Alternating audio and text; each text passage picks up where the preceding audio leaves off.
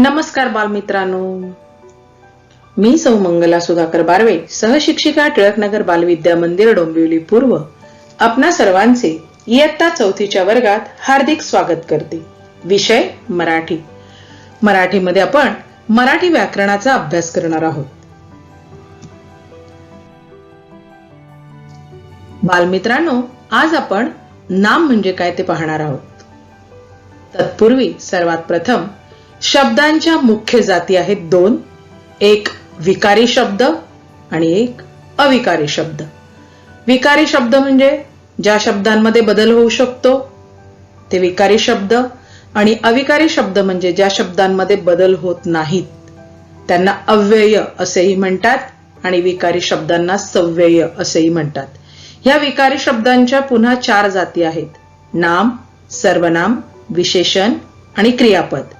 आणि अविकारी शब्दांच्या 4 जाती: क्रिया विशेषण अव्यय, शब्दयोगी अव्यय, उभयान्वयी अव्यय आणि केवल प्रयोगी अव्यय.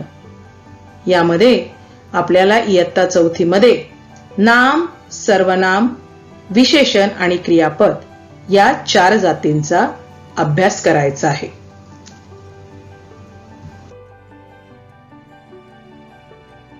पहा आता, मग नाम म्हणजे काय?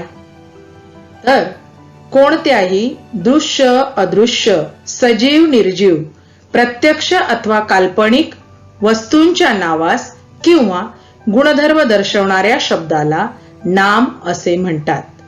कोणत्याही दृश्य, अदृश्य, दृश्य म्हणजे दिसणारे आणि अदृश्य म्हणजे न दिसणारे, सजीव माहिती आहे तुम्हाला, निर्जीव वस्तू वही, पेन, पुस्तक माहिती आहे तुम्हाला, हो की नाही. सजीवांमध्ये आपल्याला माहिती आहे मनुष्य, प्राणी पण सजीवांमध्ये येतो, झाड येतं. प्रत्यक्ष आणि अथवा काल्पनिक वस्तूंच्या नावाला, कल्पनेने आपण विचार करून जी नावं देतो की नाही ती काल्पनिक वस्तू. परी तुम्हाला माहिती आहे, राक्षस, पण तुम्ही कधी पाहिलाय का? नाही, फक्त कल्पनेने तुम्हाला तो माहिती आहे. अशा वस्तूंच्या नावास किंवा गुणधर्म दर्शवणाऱ्या म्हणजे दाखवणाऱ्या, गुणधर्म दाखवणाऱ्या शब्दाला नाम असे म्हणतात. म्हणजे थोडक्यात म्हणजे काय? नाम म्हणजे काय? तर नाम म्हणजे एखाद्या वस्तूचं ठेवलेलं नाव. मग याच्यामध्ये उदाहरणार्थ आपल्याला सांगता येतील विविध फुलांची नावं येतील: गुलाब, मोगरा, जाई, जुई इत्यादी. फळांची नावं: आंबा, पेरू, सफरचंद इत्यादी. पक्ष्यांची नावं: पोपट, कावळा, चिमणी. प्राण्यांची नावं: वाघ, सिंह, गाय, बैल इत्यादी. नद्यांची नावं: गंगा, यमुना, सरस्वती, गोदावरी इत्यादी. पर्वतांची नावं: हिमालय, विंध्याचल, सातपुडा, सह्याद्री इत्यादी. वस्तूंची नावं: वही, पेन, पुस्तक. मुलामुलींची नावं: मुलींची नावं, मुलांची नावं, तुमचं स्वतःचं नाव, तुमच्या मित्रमैत्रिणींचं नाव. देशांची नावं: भारत, चीन, जपान इत्यादी. धान्यांची नावं: गहू, ज्वारी, तांदूळ, बाजरी इत्यादी. ग्रहांची नावं: पृथ्वी, गुरु, शनी, शुक्र इत्यादी. नक्षत्र: उत्तरा, पूर्वा, स्वाती, हस्त इत्यादी. तारे: ध्रुव तारा तुम्हाला माहिती आहे, ओके. यांची नावं. आणि काल्पनिक नावं: परी, राक्षस, स्वर्ग, नरक इत्यादी. गुणांची नावे: म्हणजे गुणांच्या नावांमध्ये आपल्याला सांगता येईल गोडी किंवा प्रामाणिकपणा, शौर्य, हो की नाही. मनाच्या स्थितीची नावं: ऋतूंची नावं: उन्हाळा, पावसाळा, हिवाळा, हो की नाही. त्याचबरोबर झाडांची नावं: विविध प्रकारच्या झाडांची नावं: आंबा, पेरू, हो की नाही. त्याचबरोबर कीटकांची नावं: राज्य: महाराष्ट्र, आंध्र प्रदेश, गोवा इत्यादी. जिल्हा: पुणे, नाशिक, औरंगाबाद, लातूर, बीड इत्यादी. महिन्यांची नावं: मराठी महिने, इंग्रजी महिने, चैत्र, वैशाख, ज्येष्ठ असे मराठी महिने, जानेवारी, फेब्रुवारी पासून सुरू होणारे इंग्रजी महिने. ही सर्व नामांची उदाहरणं आहेत. म्हणजे ही सगळी जी नावं आहेत या नावांना नाम असे म्हणतात. येते लक्षात तुमच्या?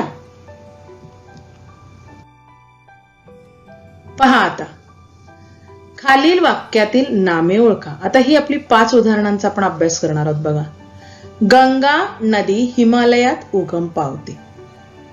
या वाक्यामध्ये गंगा हे एका नदीचं नाव आहे, हिमालय हे एका पर्वताचं नाव आहे, नदी हे सुद्धा नाव आहे, कारण आपल्याला माहिती आहे सामान्य नाम आहे.